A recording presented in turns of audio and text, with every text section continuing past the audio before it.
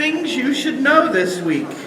This is your weekly reminder both to check the back of your bulletin and turn your phones off, but also to make sure you know that if you want a paper calendar for the month, those are available at the welcome desk. So if you want one of those to take home, there they are. And when you get your paper calendar, you can always visit the online calendar for more information about any event you see there. This is also your weekly reminder that we do live stream services, so smile, you're on camera. There will be a service for Sarah McCorkle immediately after this service today, so about 11:30 starting. We ask that everybody please go do coffee hour as quickly as you can after this service is over, because we will be packing that up and clearing that area for the service. So if you wouldn't mind getting your goodies and then taking the time to talk. What else do I got?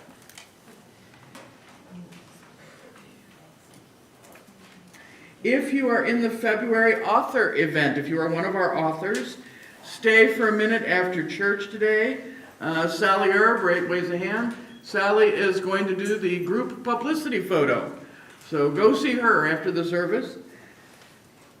We had the Times They Are Changing event here last night, and it was awesome. Was it not? Carlos Trapp rocked the house. He did an amazing job. We had a lot of new faces. It was really nice. March 28th is the event that last night's event is the precursor to. The Social Justice Alliance of the Florida Suncoast and UCOV and a whole bunch of other groups are doing a Save Our Democracy event at the Venice Community Center. Catherine Stewart, who wrote Money, Lies, and God, is going to be the theme speaker, and she will be there in person. It's going to be an amazing event. You can get online at the Social Justice Association of the Florida Suncoast website and register now. It's going to be great. So please do that. And the UCOV Fabulous February auction is on February 20th. $20 tickets. Get your tickets early. We are reserving a limited number of ticket spaces this year so that it's comfortable for people and we're not jammed in here like sardines. So please get your tickets. Tickets are on sale. Wayne is the author of All Things Auctions, so see him if you have questions. And let's see. February 15th, we have our Pathways event. We'll be doing our Pathways to Membership class. That'll be over in Waters Hall. If you're thinking about being a member, if you're considering it, if you're circling the drain, come to Pathways. We'd love to see you there. Find out more about us. Our special offering next Sunday will be for On the Spot Aid. On the Spot provides free medical care to the homeless on the streets and in the encampments. So next week, please give extra generously. And if you'd like to write a check, make it out to UCOV and write On the Spot on the memo line. And again, that is next week. The Faithify campaign to help fund Catherine Stewart is open. Rich Canarelli is the author and babysitter of that campaign. But if you get on Faithify, you can find us. Rich, are there other places you've got us linked for that yet? Not yet, just that one so far. Just that. We'll put it on In Touch. Give you as many chances, but donate if you would, if you can, because that's how we're affording to get Catherine here, is raising our own money. I think that's all I've got. Where's Jean?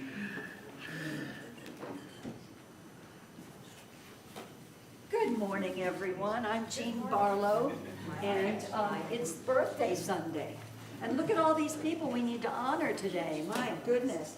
We have members, friends, visitors. Does nobody hear me? I'm projecting in the back. At home we can. Stereo. Hello. Keep going. Moving along. Thank you. I'm Jean B., and today is birthday Sunday, as it is every first Sunday of the month.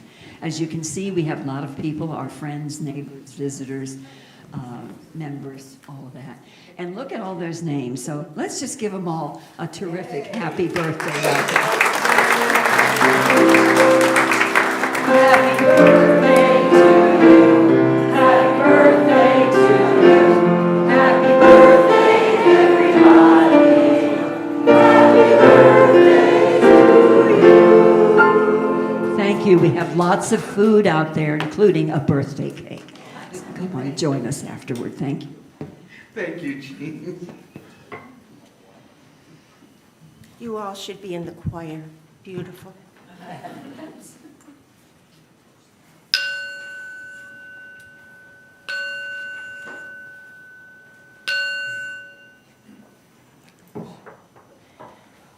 Now we'll see if I can light the chalice this week.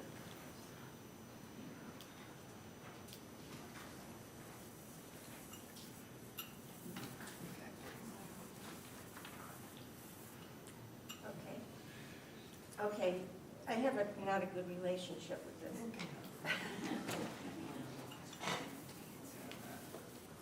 I've always been able to do it, but the last time I couldn't win. Wait a minute.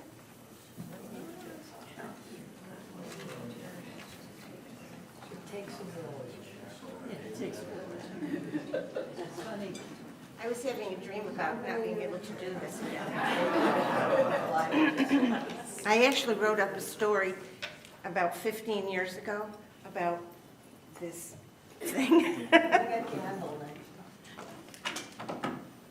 Okay.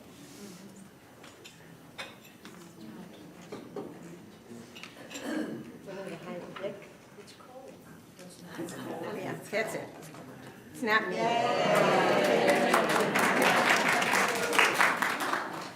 Okay.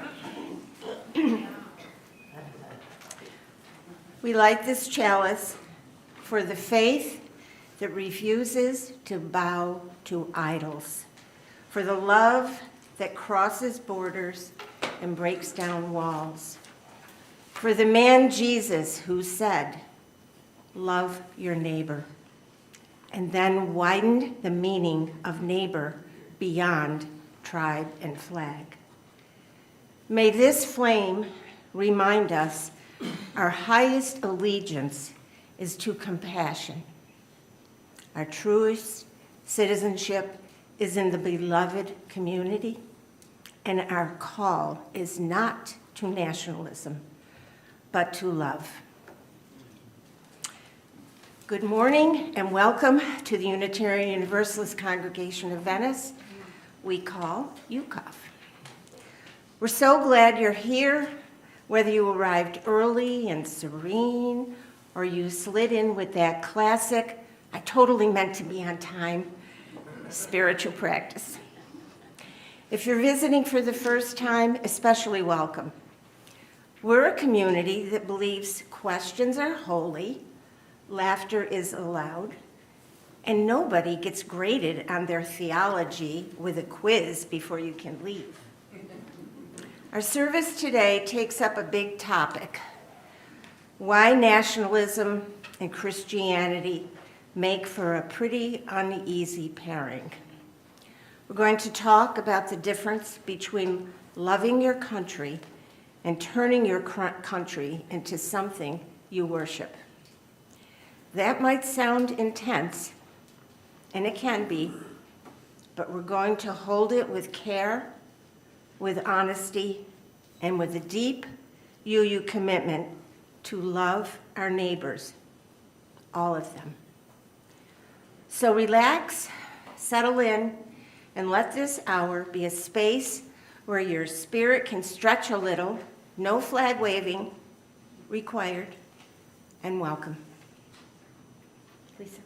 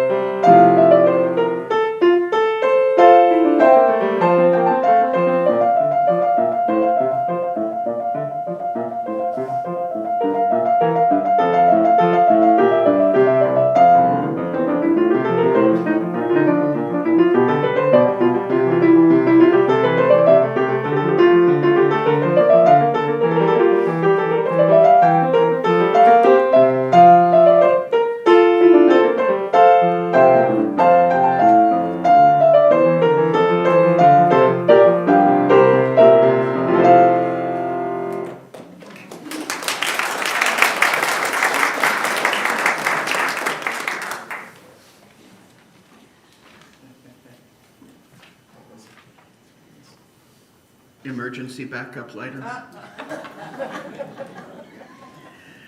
Good morning, everyone, and welcome. It is so good to see you all here today. Whether you came in feeling steady and centered, or you got here with a coffee in one hand and existential dread in the other, you are in the right place. Here in this community, we try to practice a love that is big enough for real life, for questions, for doubts, for the complicated mix of hope and heartbreak that so many of us carry into the room right now. So I'm glad you're here, just as you are. Our theme today is a tender and a timely one. We're talking about why someone cannot claim to follow the teachings of Jesus or the religion of Christianity and be a nationalist at the same time. Not if they take it seriously. And I know that's a sentence with some sparks on it. If it makes you a little tense, you're not alone. Any topic like this tends to raise blood pressure and lower listening. If it helps, we are not handing out stars for correct beliefs, and we are not running spiritual loyalty tests. No one will be asked to recite anything in the original Greek. For many of us, Christianity and its current practice in the world are a pain point. It causes real harm when people claim to follow a book they've never read. When they behave in ways that are complete opposition to the teachings in that book. Nationalism and so-claimed Christian nationalism are in opposition to the teachings of the Bible. Yes, I said that. To be a Christian, to be a follower of the ideas of Jesus, if you don't identify as a Christian, means that you are called to work to become a citizen of the kingdom of heaven. In UU terms, to be a citizen of the beloved community. And that requires that you follow a path of love first, for your neighbors and for the divine as and however you understand it. So we're here to ask a question: what happens when love of country becomes something more than patriotism, something sacred and ultimate, something that demands our devotion ahead of our desire for the beloved community? What happens when flags start to function like altars? When slogans replace teaching, when us becomes the whole moral universe and the them become disposable? Because Christianity, or the following of Jesus, at its best, at its core, it isn't a story about power. It's a story about love that refuses to be limited, about a brown-skinned Jewish teacher from an occupied land who kept insisting that your neighbor is bigger than your tribe, bigger than your city, your country,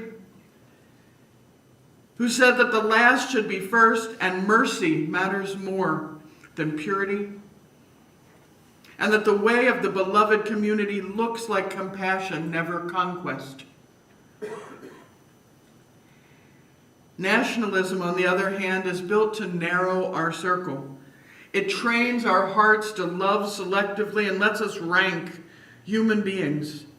It rewards loyalty over truth, and if we're honest, it's pretty selective, especially when it comes to people. Only certain groups are given worth. It can sound like a good idea, especially when we're tired or stretched thin or the world is changing faster than we can handle. So today we're going to hold this conversation with care. We're going to be brave and kind, and we're going to keep our sense of humor. Because we're still human, still learning, and still capable of stumbling along towards something better. And we're going to root ourselves in something steady, the conviction that love is not the possession of any nation, and goodness is not measured by borders. We are here to widen the circle and to practice allegiance to love and building the beloved community and welcoming others. So as Serena said, relax, let your heart open just a little and let us begin. Come and let us worship here together. We are going to rise in body or spirit as you will and join in singing our opening hymn, number 361, Enter, Rejoice, and Come In, verses 1 through 3.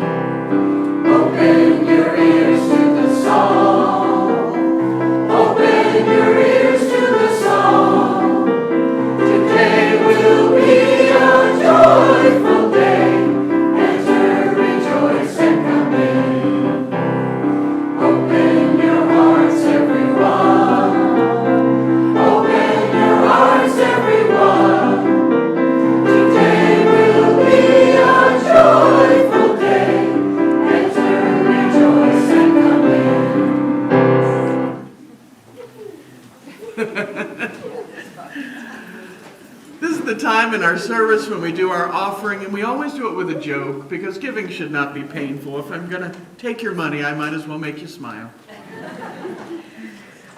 Two retired UU ministers in their late 90s were having a middle-of-the-night diner discussion, sipping coffee and chatting. And one said, "Remember when I used to go right up to the outer prison fence and I'd protest?" "Oh, yes," the other one said, 50 years ago, you'd shake that fence and shout at the top of your lungs. Betcha $500 you couldn't do it now." "I'll take that bet," the first minister said. "Let's go. Right now. It's late. Let's do it." "Why not?" says the other minister. Well, a police officer was sitting at the next booth and he thought, boy, they are pretty frail. I'm going to follow them and make sure nobody gets hurt. So the elderly men walk along haltingly, leaning on each other for support, aided by their canes and their walkers. And finally they get to the outer fence of the prison complex, and as the policeman watches, the first one puts down his cane and gets ready, leans on the fence, and suddenly he begins to shout and jump and gesture with the energy of a teenager. And this goes on for 10 minutes until he just collapses, exhausted, and the policeman is amazed. He watches for about half an hour as the minister lays there getting himself back together. And the policeman thinks, I've got to ask him, was this just about the money, or is he that angry at the prison system? So as the two men hobble past him on the walk, he says, "Excuse me, gentlemen, I was behind you in the diner. I heard the whole thing. That was something else. It can't just be about the money. You must have been dedicated to social justice work. Is there a secret?"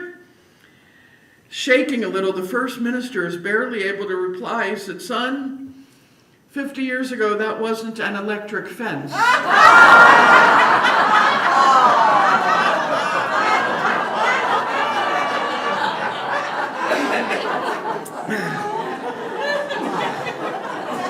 I think my own betting days are over, so this morning's offering will now be given and gratefully received.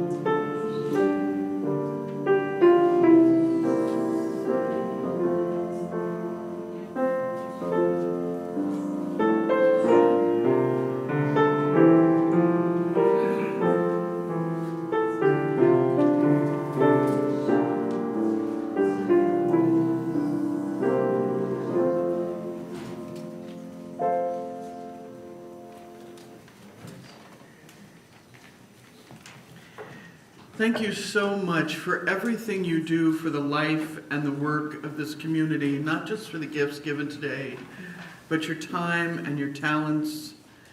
Thank you. It's as a community of human hands and human hearts that we come together here as we struggle with life's sorrows and celebrate life's joys. If you have something to share, please raise a hand and either Tom or Tony will bring you a microphone. We ask that everyone keep sharing brief, under a minute unless you just can't avoid it, please.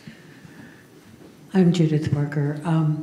The bulletin has that my SAGE group meeting at 1 o'clock on Friday. It is at 10. Please help me welcome for the weekend a friend of many of us. Her name is Shirley Bascom. You may be able to tie that to Venice Interfaith Community Association, of which she was a part for many years. I'd like to say she's leaving cold North Milwaukee to move back, but she's not. She's just here for the weekend, Shirley.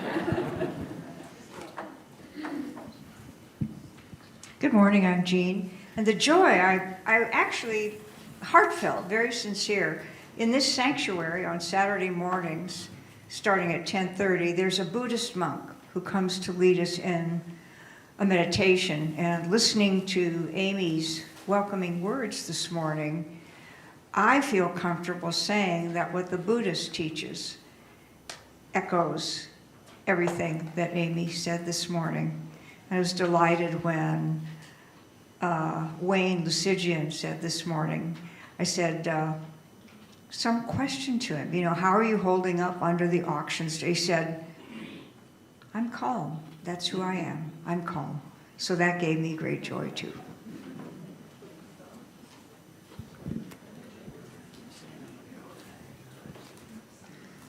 Good morning, I'm Carol Whitlow from Ithaca, New York. And last night I had the immense pleasure of attending your concert. And I've been really devastated, along with my friends and community members. And last night just so uplifted me and inspired me and invigorated me. And Amy, your talk, and then the playlist of that musician could not have been more appropriate. It could have been written last week, but it was written in the 60s. Come on, people. Let's get together now. Let's get together and love one another. The times they are changing. Thank you so much, and I've shared it on Facebook, and I've shared it on my internal Facebook at my church, and I wish I had videoed the whole thing to make it viral. That guy said he spent some time making that playlist, and the words, Cat Stevens' Peace Train, and Paul McCartney's Blackbird, which he wrote after the Montgomery church bombing, etc. Thank you. And folks, here is, drum roll, our new AV technician. Thanks, guys. Many of you have met me and Carla, my girlfriend, that, we bring our little family here. We came on MLK, we're blown away by Amy's sermon, and working here and working with Tom is just, an extra blessing in our lives. So thank you. If there's anything I can do to help any of you, just let me know and let Tom know. Thanks, guys. By the way, the name is Dean Rowe, R-O-W-E.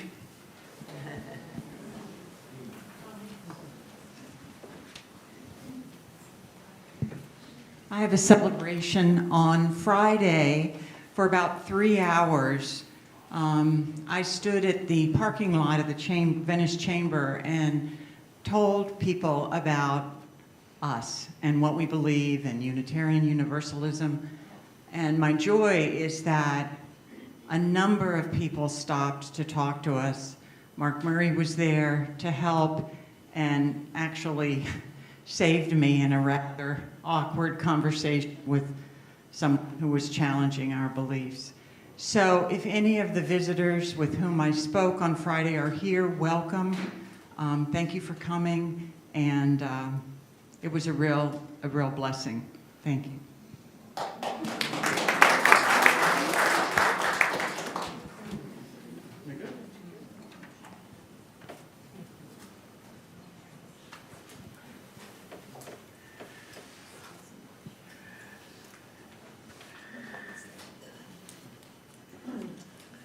I lit a candle for the people of Minnesota and for what is going on in Minneapolis and around the world and around the country. May the protesters be safe and may our leaders find wisdom.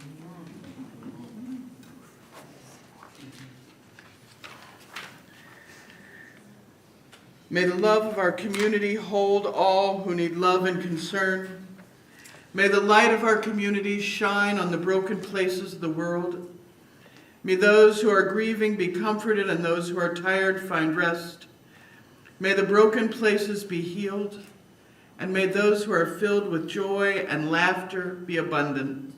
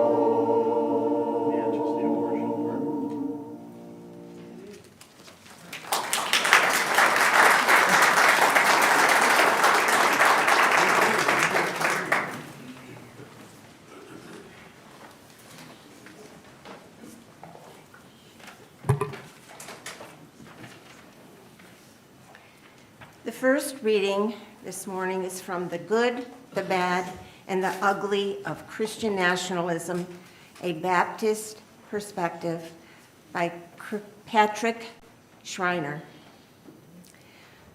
Christian nationalism can turn ugly.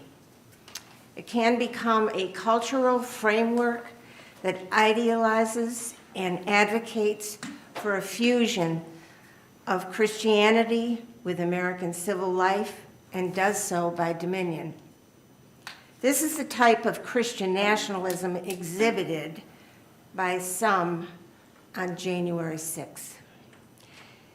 This is the complete conflation of God and country and advocating for it by force or violence when deemed necessary. The phrase Christian nationalism is, at its core, a confusion of categories.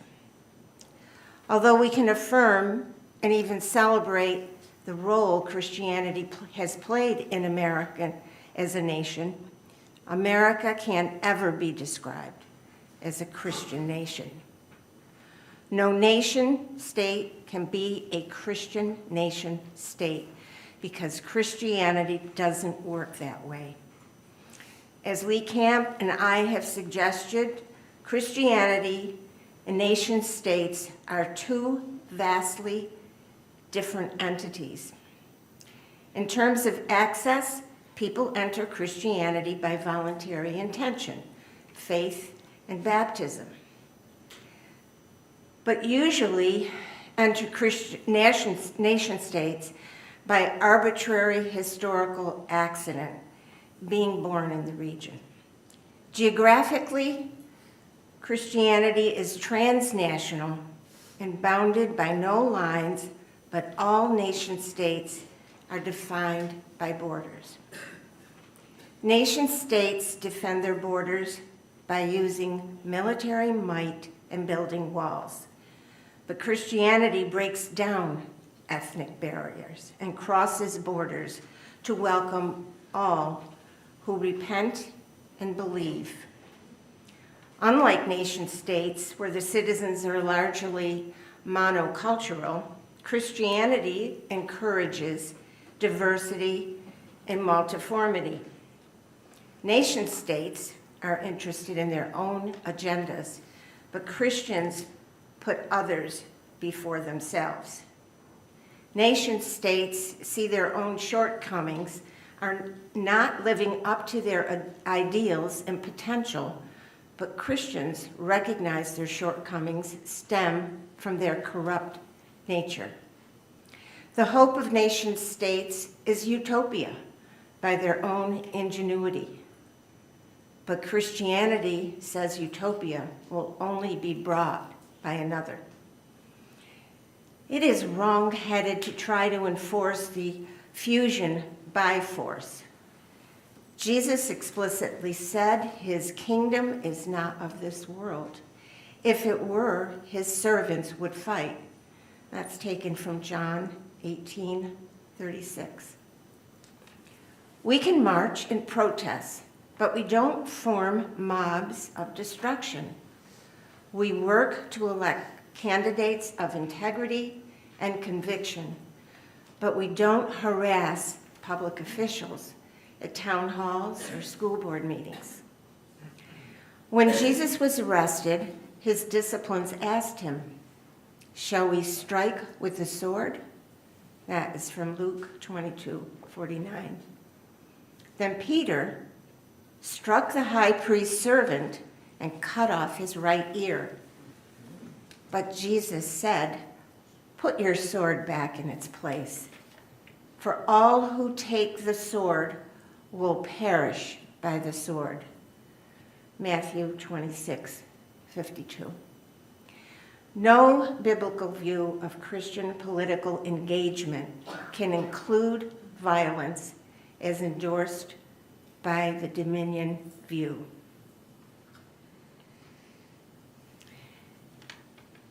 The meditation today is from Philippians chapter 2, verses 3 to 6. Do nothing out of selfish ambition or vain conceit, Rather, in humility, value others above yourselves, not looking to your own interests, but each of you to the interests of the others.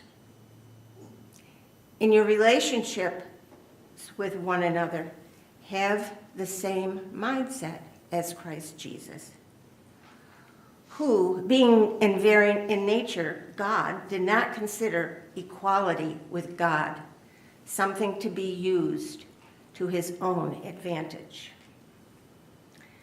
With these words in mind, please join me in a minute of silent thought, meditation, or prayer.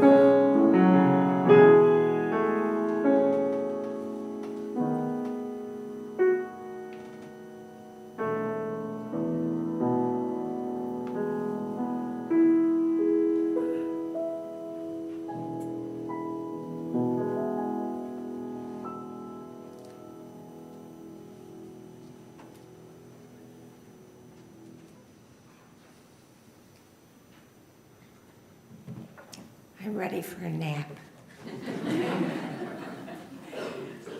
The second reading is it's titled Authentic Christianity versus Christian Nationalism by John Whitsett. I'm convinced divergent understandings of the forces behind our nation's founding lies at the heart of Christian nationalism. For this ideology flows out of a narrative surrounding the birth of our nation that says America was founded to be a Christian nation, that our forefathers crossed the ocean in hopes of establishing a country where Christianity would enjoy a favored status. As a result, Christianity is our default national culture and will lose our national identity. This is in contrast to the narrative that says America was founded by predominantly religious people who'd been profoundly shaped by deism, the belief in a supreme being who put everything in motion but doesn't interfere with the ongoing operation of the universe. This understanding, coupled with the philosophy of John Locke and the Enlightenment thinking, motivated them to create not a Christian nation, but one where the values of liberty, justice, and equality would be foundational, one where all religion could flourish. They believed the best way to do that was to separate church and state. Their goal was not to create a nation where Christianity enjoyed a preferred status, but one where all religion could thrive without governmental interference.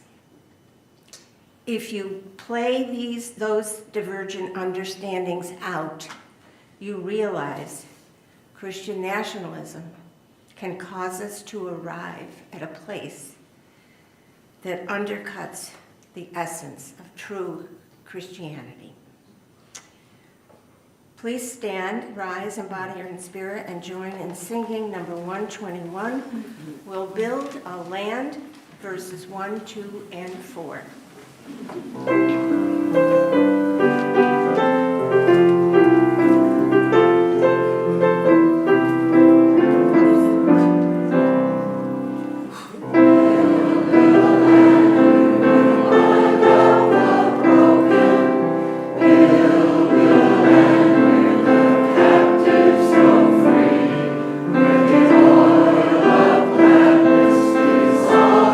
All morning, oh, we'll build a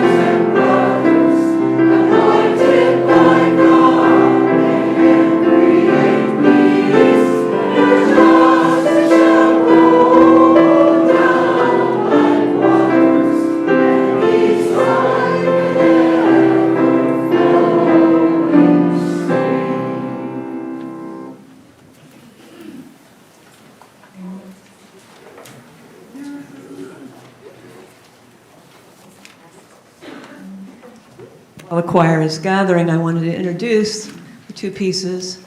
The second one, America the Beautiful, you all know. Maybe you don't know all the lyrics, and listen to the lyrics, because this is an unusual patriotic song that invites us to humility and to aspiring to be a better version of ourselves as a collective country.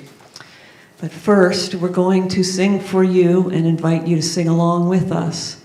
Hold On, which is a very simple song that is being sung by the protesters in the streets of Minneapolis. Hold on, hold on, hold on, hold on, my dear ones, here comes the dawn.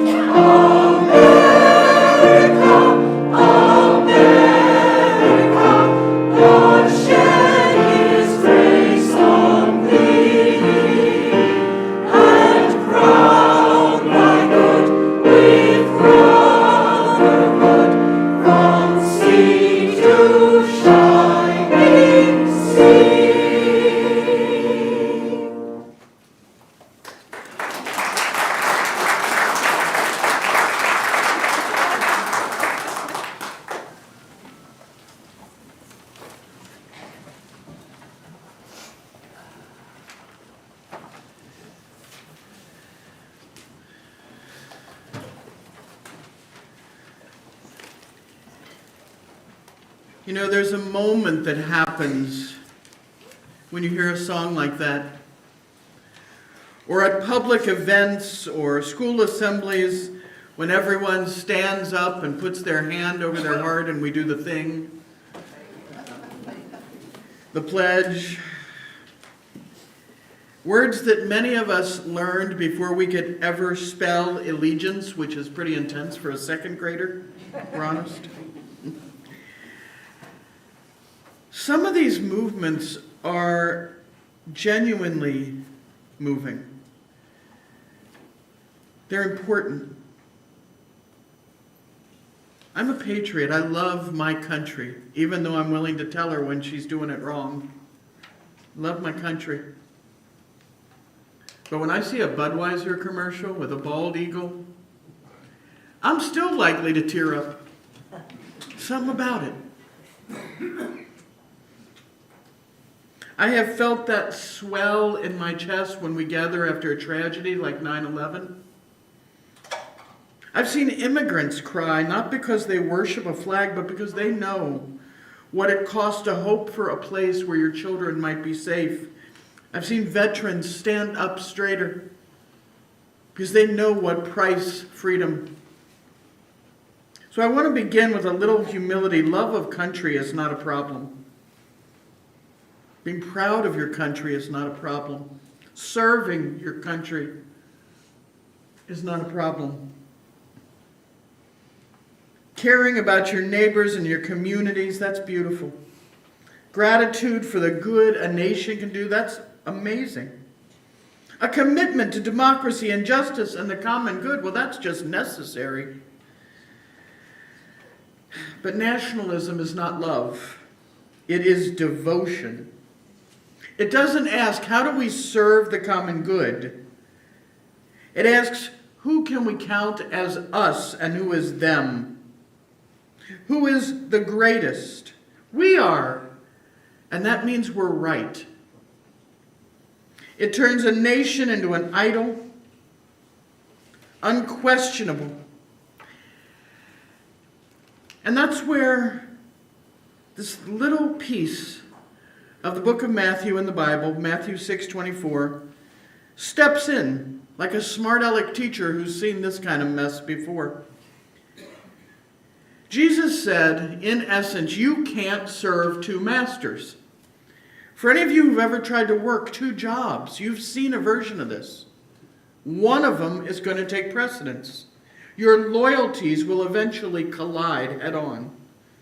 Your heart will be pulled, and when push comes to shove, you'll pick one or the other. Now, in its immediate context, Jesus was talking about money, about wealth, money as the master demanding obedience. But the principle is bigger than money. It's about ultimate loyalty that competes with God's claim or the claim of love and human decency on your life. Nationalism is exactly the kind of master that makes that claim. It says, me first. It doesn't just ask you to contribute. It asks that you belong in a particular way, that you internalize a certain story about what is good and what is dangerous. It asks you to baptize power. It wants your moral imagination to have borders and your compassion to stop at the edge of our people, because our people are more favored than those people. But Christianity done well is not a border religion, and I don't want us blaming Christians for what Christian nationalism has to say. Christianity, at its best, is a story of a God who keeps welcoming. Let the children come to me, let the strangers, let the border dwellers and the sick. It doesn't make a difference. Let them all come. Christianity is a faith that insists that the last matter, that the measure of your love is not how well you treat your friends, but how well you treat the outsider, the stranger, the immigrant, the one you've been told is less worthy. And that's the problem with Christian nationalism in particular. It tries to jam two different religions into one costume and then act surprised when it doesn't fit. It's like trying to be a vegetarian and the official spokesperson for the Bacon Festival. Technically, you can stand there. You can even wear the t-shirt. But sooner or later, someone's going to hand you a platter and say, go ahead and eat up. Matthew 6:24 says that moment is inevitable. You can't serve two masters. You've got to prioritize something when there is a tie. At its best, Christianity is a faith that says God's reign is not the same as earthly power. And Christian nationalism swaps the cross and its promise for a flag. The kingdom of God does not arrive through dominion. The beloved community is not created through power. Jesus does not take some earthly throne by crushing his enemies, by making Jerusalem great. He refuses to become a weapon. Nationalism, on the other hand, is very comfortable with weapons. Some churches actually have done blessings for them. It's very comfortable with winners. It's very comfortable in calling others losers. It's comfortable with hierarchy and force, with the idea that some lives matter more than others because they belong to the right group or the right country. It tries to make Jesus into a mascot for a nation's ambitions. It takes the cross, an instrument of state violence, and turns it into a logo for state power. It's a stunning flip. If Christianity is a path of love that moves outward through the vulnerable, nationalism is a path of loyalty that moves inward towards the tribe. Mr. Rogers would be horrified. You can't serve two masters. And Christian nationalism turns neighbor into citizen, and citizenship has boundaries. One of the most inconvenient things Jesus ever did in the terms of nationalism was to refuse to define neighbor as people like me. In his story, neighbor is not the person who shares your language or passport, race, politics, comfort level. It's the person in front of you who needs you, period. Nationalism hates that definition. It wants neighbor to mean our people. Your moral circle to be drawn tightly enough that you can keep your conscience clean while ignoring suffering because it's happening to them, they. But Christianity makes them into us over and over again. So when Christian nationalism says we are a Christian nation, what it means in practice is we want the cultural benefits of Christianity, its moral language, its respectability, its sense of chosenness without the actual demands of Christianity. We want to eat the fruit and poison the tree. We want it without the hard parts, without the inconvenient little neighbors, without humility, without radical love. It's Christianity as a decoration. It's like putting a fish symbol on the car next to a bumper sticker that says, honk if you love Jesus. Prepare to meet him if you don't. Those two things are the vegan at the Bacon Festival. They don't go together. That's not a spiritual gift. That's a warning label.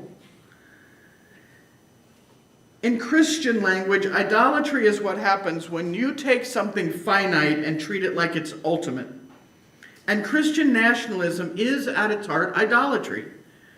A nation is a human project. Human declared borders and boundaries. It can do good. It can do great good. It can also do great harm. It is not divine. I can tell you now, and I'm sure there are people on this planet who would hate me for this, God has not put a finger down and said, you people alone, you people are the best. Christian nationalism asks people to treat the nation as sacred. It wraps national identity and religious certainty. It tells you God's will and the nation's will are amazingly the same thing. So disagreement becomes heresy and critique betrayal. As far as they are concerned, you cannot be a patriot who criticizes your country. And I say you cannot be a patriot if you do not criticize your country. And that's why it's so dangerous, because once a nation is holy, anything can be justified in its defense. Look at what is happening in Gaza. This is exactly the kind of master that the Bible warns us about, because it demands your conscience. It demands your compassion. It demands your truth. And Jesus says, you'll hate one and love the other eventually. You can be Christian and patriotic, but nationalism says the country is righteous because it is mine. My country first, even if it requires cruelty. Others are a threat. And Christianity says no one is disposable, no one is outside the love of beloved community. The stranger isn't a problem to solve, but a person to welcome. The poor are not a moral failure, but beloved.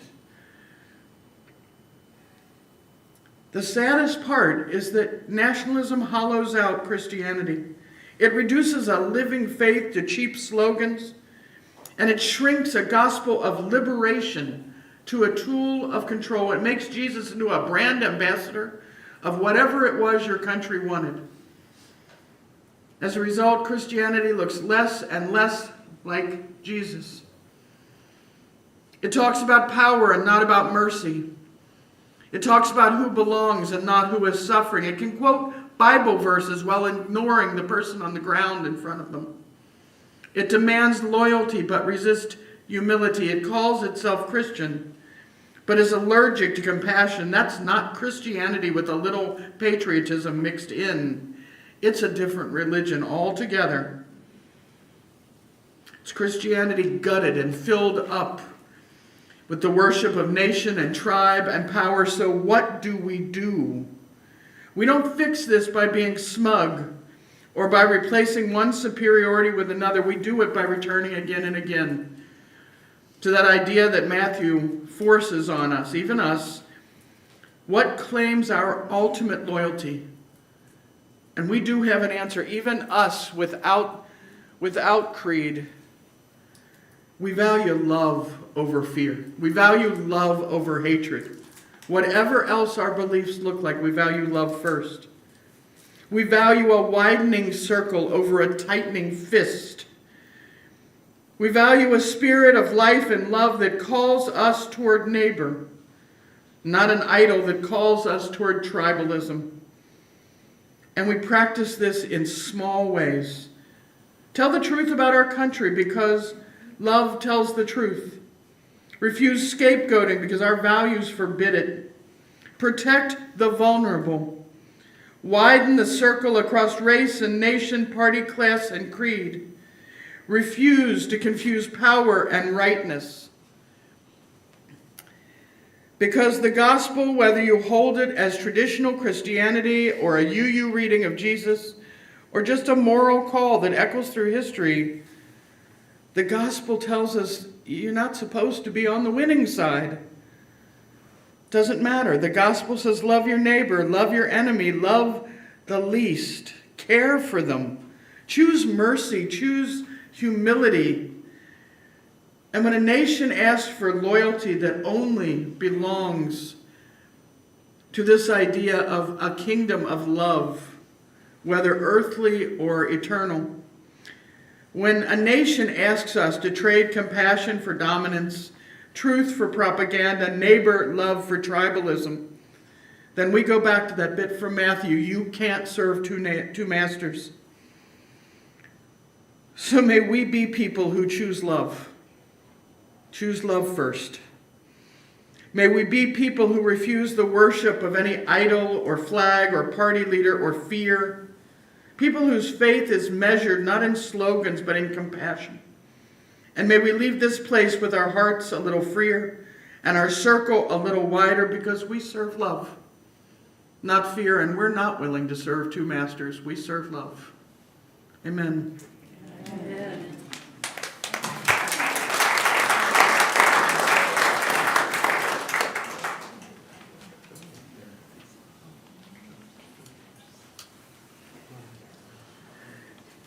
As we extinguish this carefully crafted flame, we carry its light with us, not as a symbol of power, but as a practice of love.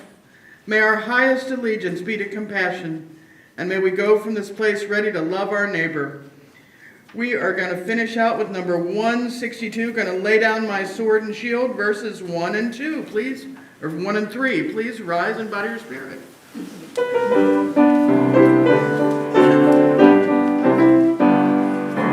Lay down my sword and shield, down by the riverside, down by the riverside, down by the riverside. Lay down my sword and shield, down by the riverside, studying war no more. I ain't gonna study war no more. I ain't gonna study war no more. Ain't gonna study war no more. I ain't gonna study war no more. I ain't gonna study war no more.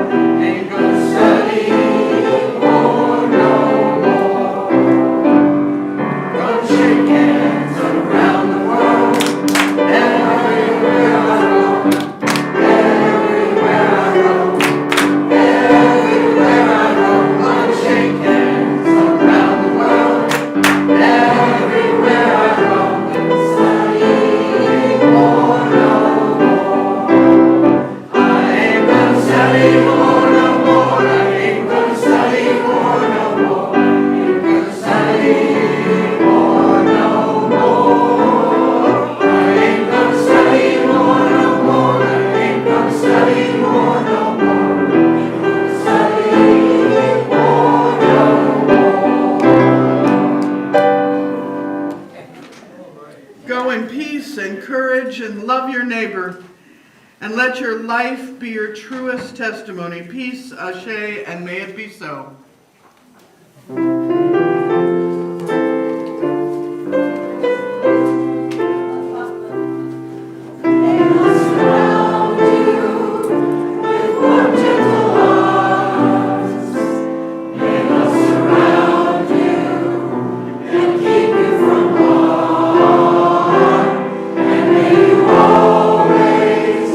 Continue to grow. May you find